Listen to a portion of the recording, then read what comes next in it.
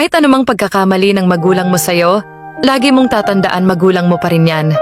Kahit balik-baliktarin mo pa ang mundo, sila ay iyong mga magulang. Huwag mong ipagpapalit sa ibang tao ang iyong pagmamahal sa iyong pamilya, lalo na sa iyong mga magulang. Dahil sila yung unang bumuo sa iyong pagkatao at sumuporta sa iyo.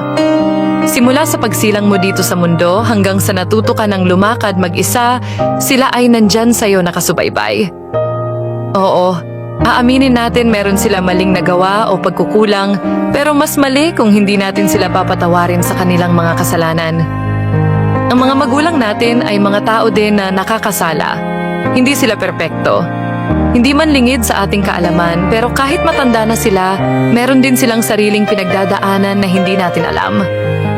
Mga pagsubok sa kanilang buhay na pinili na lang nilang manahimik at kimkimin ang puot na nararamdaman para lang hindi ka mag-alala. Oo, hindi natin responsibilidad na alagaan o magbibigay ng suportang pinansyal sa kanila. Pero nakakaawa naman tingnan kung iiwanan mo ang iyong pamilya habang ikaw ay nagpapakasarap sa iyong naabot na tagumpay.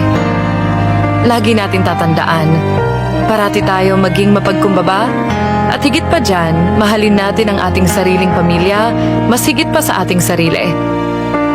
Balang araw hindi natin madadala mga luho, kayamanan at ari-arian sa kabilang buhay.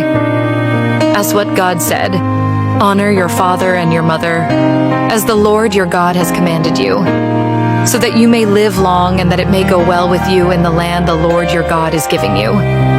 Deuteronomy 5:16.